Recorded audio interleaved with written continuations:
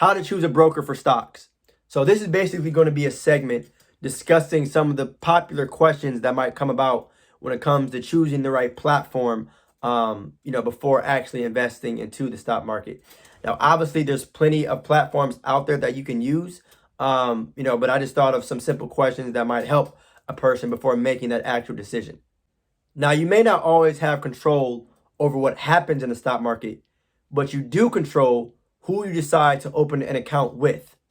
Now, you want to make sure, right, that you choose the right platform that best fits your needs. You want to take time before making the decision, because at the end of the day, it's still your money, right? So this can be a huge decision for people.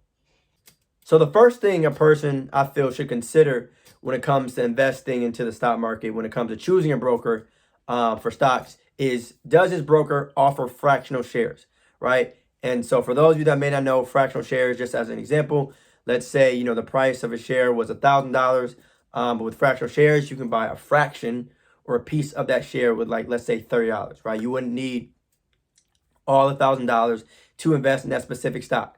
Now, you want to be careful though, because not all brokerage platforms offer fractional shares. Now, again, fractional shares can be very, very convenient and useful for beginners. They're not the end all be all, in my opinion, when it comes to choosing a brokerage account, or brokerage platform, excuse me. But it doesn't hurt to at least research and see if the specific platform offers fractional shares. So check that out if you're interested, to see if the platform offers fractional shares. Another thing to consider when choosing a broker for stocks is, do they offer customer service, or how is it? Can you pick up the phone and call them? Can you email them? Do they have contact information? Do they have support online? Do they have a brick and mortar? Can you walk into a building and simply ask them questions? So these are all things to kind of think about when it comes to overall customer service, because like I said, it's your money. If things go wrong for whatever reason, you want to make sure that you're able to at least contact them in case of an emergency.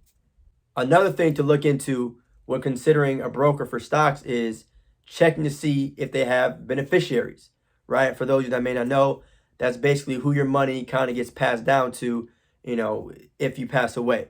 Now, the fact of the matter is, we all have an expiration date, right? No one really knows when it's going to be, but you want to make sure that you put yourself and your family and your loved ones in the best possible position if, that date were to come sooner than expected. But again, these are things, or this is something that you can pick up the phone or check online to see if this is something that they offer. Now, another thing that you may want to consider before choosing a broker for stocks is, do they offer retirement accounts, right? Now, for some people, it's convenient to have all of your accounts, right, with one specific platform. So whether it's an individual one, your IRA, your 401k, and checking to see if that specific broker offers that. Now, again, this to me isn't an end all be all, but if you're someone who likes to have all of your accounts or all of your money into one place, maybe this is something that you double check on. And one thing you can think about doing too is asking your friends, right? Asking your inner circle for people that may invest, and just, ask them if they like who they're investing with, right? What are the pros and cons? And also, researching, continue to research online. There's a lot of information out there, just understanding that each of them, right? Each broker has their pros and cons. But again, you need to make sure that you choose the right one for you. And who better to ask, honestly, than your friend, someone that you hopefully trust enough to at least seek their opinion on the broker that they do have. I mean, you can always have more than one if you want. At the end of the day, it's still your opinion and your decision. You can have one account, I guess, be for short term, another platform, be for long term. It really is up to you. And also, I guess another benefit of doing that is, let's say one random day, a certain broker is down, right? Obviously that would be an emergency, but that would mean you would have another broker that you could have access to. So I guess it goes back to the old famous quote, never put all your eggs into one basket. So if you were someone to, who might be interested in having more than one account, right? Or a platform, excuse me, that's something that you should definitely consider. And so just to recap, how to choose a broker for stocks, 4 things that you might want to consider before choosing and going with an actual platform: fractional shares, customer service, beneficiaries, all right? And the 4th one being retirement accounts.